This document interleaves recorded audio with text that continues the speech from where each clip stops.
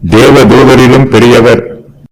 இனிவரும் உலகத்தை குறித்து பேசுகிறோமே, அதை அவர் தூதர்களுக்கு கீழ்ப்படுத்தவில்லை. ஒரு இடத்திலே ஒருவன் சாட்சியாக, மனுஷனை நீர் நினைக்கிறதற்கும் மனுஷனுடைய குமாரனை நீர் விசாரிக்கிறதற்கும் அவன் எம்மாத்திரம்? அவனை தேவதூதரிலும் சற்று சிறியவனாக்கினீர். மகிமையினாலும் கனத்தினாலும் அவனுக்கு முடிசூட்டி உம்முடைய கரத்தின் கிரியைகளின் மேல் அவனை அதிகாரியாக வைத்து சகலத்தையும் அவனுடைய பாதங்களுக்கு கீழ்ப்படுத்தினீர் என்று சொன்னான்.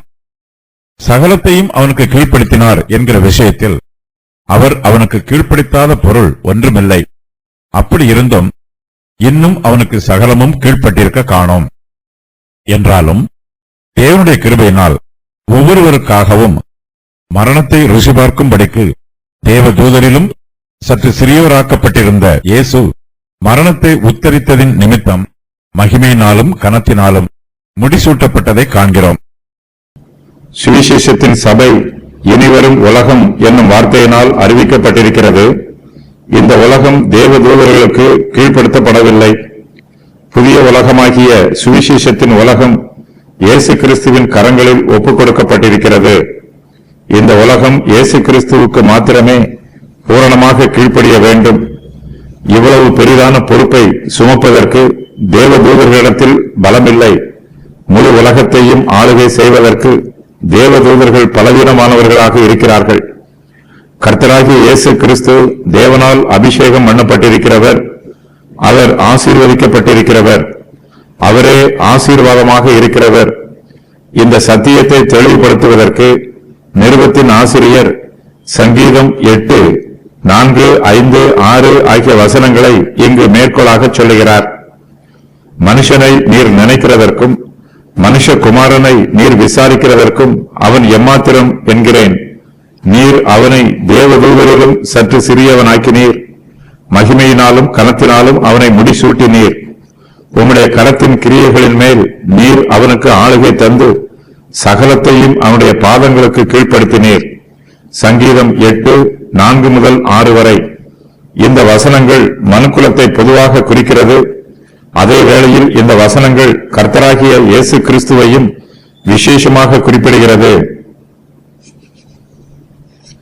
இந்த வசனங்கள் மனுபுத்திரரை பற்றி சொல்லும்போது தேவன் மனுஷர் மீது வைத்திருக்கிற அவருடைய பெரிதான அன்பும் கரிசனையும் பாதுகாப்பும் பராமரிப்பும் இந்த வசனங்களில் வெளிப்படுத்தப்படுகிறது. தேவன் மனுஷரை நினைக்கிறார். அவர் எப்போதுமே மனுஷரை பற்றிய சிந்தையோடு இருக்கிறார். தேவன் நம்மை பற்றி எப்போதும் நினைவு கூறும்போது மனுஷராகிய நாம் அவரை ஒருபோதும் மறந்துவிடக்கூடாது. தேவன் மனுஷரை விசாரிக்கிறார். மனுபுத்திரரை தேவன் தாமே வந்து சந்திக்கிறார். நாம் சாதாரண மனுஷராக இருந்தாலும் சர்வ உலகத்திற்கும் சர்வ சிருஷ்டிகளுக்கும் கர்த்தாதி கர்த்தராய் இருக்கிற தேவன் நம்மை வந்து சந்திப்பது நமக்கு கிடைத்திருக்கிற பெரிய சிலாக்கியம். ஆவியானவர் நம்முடைய இருதயத்திற்குள் வந்து வாசம் பண்ணுகிறார். தேவன் நம்முடைய ஆவியில் பிரவேசிக்கிறார். தேவ ஆவியானவர் நமக்குள்ளே வாசம் பண்ணுகிறார். தேவன் தம்முடைய கரத்தின் கிரியைகளின் மேல் மனுஷனை அதிகாரியாக வைக்கிறார். தேவனே சர்வ சிருஷ்டிகளையும் சிருஷ்டித்தவர். சர்வ சிருஷ்டிகளுக்கும் மனுஷனே அதிகாரியாக இருக்கிறான். இப்பிரபஞ்சத்தில் உள்ள எல்லா ஜீவராசிகளுக்கும் தேவன் மனுஷனை தலைவனாக நியமித்திருக்கிறார். அவற்றிற்கு அவனை அதிகாரியாகவும் நியமித்திருக்கிறார். தேவன் மனுஷனை தம்முடைய மகிமையினாலும் கனத்தினாலும் முடிசூட்டுகிறார். தேவன் மனுஷனுக்கு கொடுத்திருக்கிற அதிகாரங்களையும் வல்லமைகளையும் உறுதி பண்ணும் விதமாக அவர் மனுஷனுடைய தலையின் மீது முடிசூட்டுகிறார். தேவன் சகலத்தையும் மனுஷனுடைய பாதங்களுக்கு கீழ்ப்படுத்தி இருக்கிறார். எல்லா ஜீவராசிகள் மீதும் மனுஷனுக்கு அதிகாரம் உள்ளது. மனுஷன் அவற்றை தேவன் தனக்கு கொடுத்திருக்கிற தெய்வீக அதிகாரத்தின்படி ஆளுகை செய்யலாம். இந்த நிருபத்தின் ஆசிரியர் சங்கீதம் 8:4, 5, 6 ஆவது வசனங்களை மேற்கோளாக எழுதும்போது கர்த்தராகிய இயேசு கிறிஸ்துவையும் இந்த வசனங்களின் மூலமாய் விசேஷித்த வழியில் வெளிப்படுத்துகிறார்.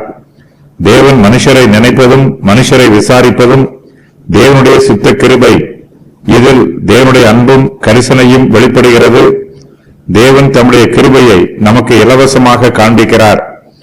கிறிஸ்து ஆழ்தத்துவ பண்புடையவர். அவரிடத்தில் தெய்வத்துவமும் மனுஷத்துவமும் சேர்ந்து காணப்படுகிறது.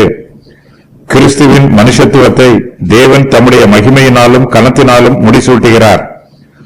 கிறிஸ்துவின் மனுஷத்துவம் பரிபூரண பரிசுத்தம் உள்ளது. கிறிஸ்துவானவர் மனுக்குலத்திற்காக பாடுகளை அனுபவித்தார். உலகத்தின் பாவத்தை தம்மீது சுமந்தார். மனுக்குலத்தின் பாவங்களை மன்னிப்பதற்காக தம்முடைய சுய இரத்தத்தையே கல்வாரி சிலுவையில் சிந்தினார். தம்முடைய ஜீவனையே பலியாக ஒப்புக் கொடுத்தார். இயேசு கிறிஸ்து மனுக்குலத்தின் பாவங்களை நீக்குவதற்காக தம்மையே பலியாக செலுத்தினார். சிலுவையில் இயேசு கிறிஸ்து செலுத்திய பலியை தேவன் அங்கீகரித்திருக்கிறார். இயேசு கிறிஸ்துவோ ஒவ்வொரு மனுஷனுக்காகவும் மரணத்தை ருசி பார்த்தார். கிறிஸ்துவானவர் இந்த உலகத்தில் பாடுகள் மிகுந்த சிலுவை மரணத்தின் நிமித்தம் தாழ்த்தப்பட்டார். ஆனால் தேவனோ கிறிஸ்துவை தம்முடைய மகிமையினாலும் கனத்தினாலும் முடிசூட்டினார். இயேசு கிறிஸ்து தேவதூதரிலும் சற்று தாழ்வானவராய் சிருஷ்டிக்கப்பட்டார். தேவதூதர்கள் நித்தியமானவர்கள், அவர்கள் மரிக்க மாட்டார்கள். ஒவ்வொரு மனுஷருக்காகவும் இயேசு கிறிஸ்து மரணத்தை ருசி பார்க்க வேண்டும். ஆகையினால் தேவதூதருக்கும் தாழ்வாக மனுஷனாக அவதரித்தார்.